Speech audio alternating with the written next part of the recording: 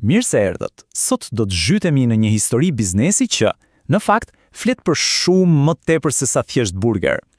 Është historia e rilindjes së Shqiponia Burger, një markë që dikur ishte premtuese, por e kishte humbur paksa rrugën. Do shohim se si një ndryshim themelor në mënyrën e të menduarit e solli atë përsëri në jetë dhe madje më fuqishëm se kur. Imagjinoni pak skenën. Shitjet janë rënje të lirë, ankesat nga klientët shtohen çdo ditë dhe atmosfera në dyqane, është goxha e rëndë. Por në zemër të këtij problemi nuk ishte thjesht një produkt i keq. Jo. Ishin dy menaxherë me dy butëkuptime krejtësisht të kundërta për mënyrën se si funksionon biznesi. Edhe pikërisht këtu ndahen ujërat. Nga njëra anë, kemi mentalitetin e vjetër, atë reaktiv që thot, kemi problem, zgjidhja është e thjeshtë, ulim çmimin. Nga ana tjetër, kemi një qasje krejtësisht ndryshe, një qasje strategjike që nuk fillon me përgjigjen, por me pyetjen. Dhe pyetja më e rëndësishme është, për kë po e bëjnë këtë? Ky konflikt filozofish është motori i gjithë tregimit ton. Okej, le t'i futemi pak më thellë krizës. Me shitjet që binin vazhdimisht dhe një moral të ulët, diçka është e bërë kristale qartë. Të kishe thjesht një burger të mirë nuk po mjaftonte më. Diçka thelbësore mungonte. Dhe ja ku na shfaqet protagonisti ynë i parë, Taulanti. Kjo fjali e tij është si një dritare direkte në mendjen e tij. Për të, produkti ishte mbret, ishte gjithçka. Marketingu? Marketingu ishte thjesht një fjalë e shëmtuar, një shpenzim i kotë për ata që s'kan produkt cilësor. Kjo bindje, ky arrogancë produkti, ishte në fakt rrënja e gjithë problemit. Le ta analizojmë pak më tej këtë botkuptim të Taulantit. Për të, marketingu nuk ishte strategji, nuk ishte investim, ishte thjesht reklamim, një shpenzim, diçka që e bën në fund, pasi ke vendosur gjithçka tjetër. Dhe cila ishte leva e tij e vetme për të ndryshuar gjërat? Vetëm një, çmimi. Pra, përballë një problemi serioz, një rënje prej 20% në shitje, zgjidhja e tij ishte, ti themi, tepër e thjeshtë, një ulje çmimi prej 100 lekësh.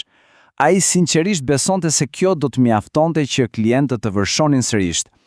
Ajo që ai nuk po kuptonte ishte se të konkurosh vetëm me çmim është si të hysh në një garë drejt fundit. Pothuajse gjithmonë është një strategji humbse.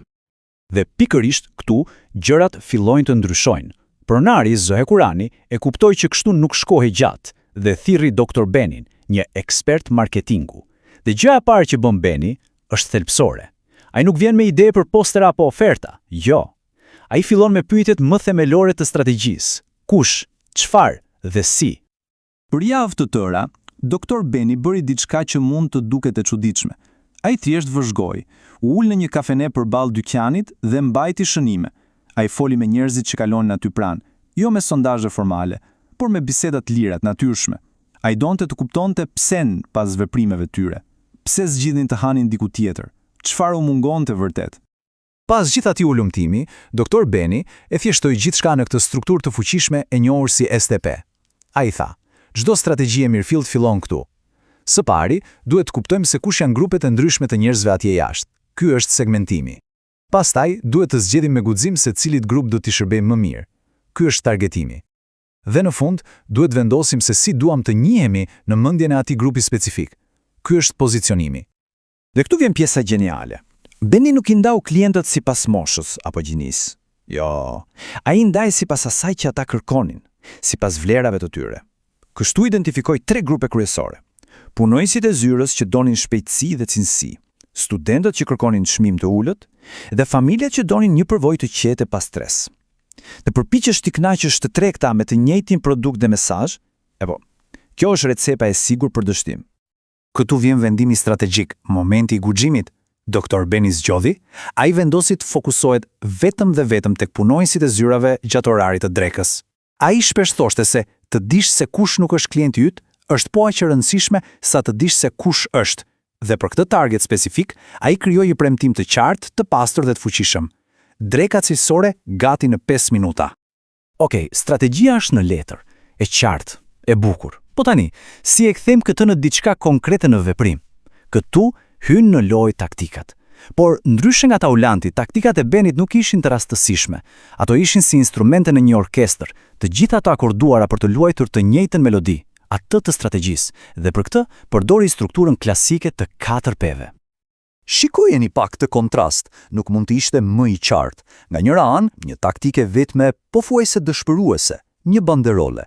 Nga ana tjetër, një sistem i tërë integruar. Produkti u thjeshtua në një menu ekzekutive. Çmimi u rrit sepse bazohej te vlera e shpejtësisë, jo te kostoja. Ambienti u bë minimalist dhe super i pastër. Dhe promovimi fletushka të vogla të shpërndara vetëm në zyrat aty pranë. Çdo element komunikonte të njëjtin premtim. Por Beni shkoi edhe një hap më tej. Ai e dinte se njerëzit nuk bëjnë thjesht produkte, ata blen përvoja dhe kujtime. Duke aplikuar një parim psikologjik të quajtur rregulli pick and, ajo kujdes për dy momente kyçe. Momenti më intensiv që ishte shpejtësia e shërbimit dhe sidomos fundi i përvojës. E dinte që një fund i mirë lë një shije të paharrueshme. Dhe si e bëri këtë? Me një gjest të vogël por genial. Një çokoladë e vogël që jepej bashkë me faturën. Edhe ja ku arritëm në momentin e së vërtetës. Një muaj kishte kaluar. Të dy dyqanet, ai menaxhuar sipas filozofisë të Hollandit dhe ai sipas filozofisë së Benit, do të përballeshin. Dhe siç thuhet, shifrat nuk gënjejnë kurrë. Rezultatet? Ishin thjesht dramatike. Dyqani i Hollandit me uljen e çmimit kishte ngecur në vend. Asgjë nuk ishte ndryshuar. Ndërkohë dyqani i Benit, me strategjinë e tij të fokusuar, jo vetëm që kishte rritur shitjet, por i kishte trefishuar parashikimet më optimiste. Kjo ishte prova e gjallë e fuqisë së një strategjie të menduar mirë kundrejt taktikave të izoluara. Dhe mendoj se pronari i rrjetit Zehe Kurani e përmblodhi në mënyrën më perfekte të mundshme. Ky është mësimi kryesor i gjithë kësaj historie, nuk është thjesht produkt vs klient, është kosto vs vlerë. Është të shikosh nga brenda jashtë apo nga jashtë brenda. Ky ndryshim perspektive është thelbi i marketingut modern. Por a mbaron këtu historia? Absolutisht jo.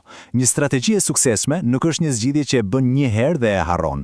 Përkundrazi, është themeli mbi të cilën ndërtohet e ardhmja. Tani sfida për Dr. Benin ishte edhe më e madhe. Si ta zgjerojmë këtë sukses në të gjithë rrjetin e Shqiponia Burger?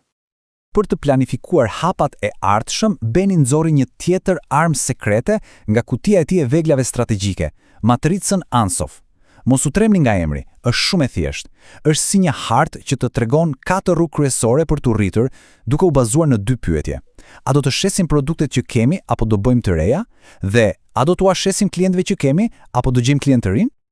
Le të shohim konkretisht si funksionon depërtimi në treg.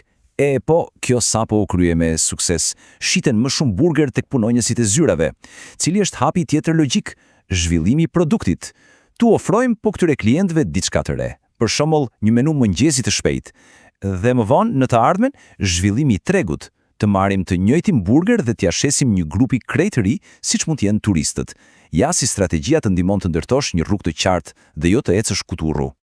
Dhe kjo na sjell në pyetjen përfundimtare. Pyetjen që del nga gjithë historia e Shqiponia Burger.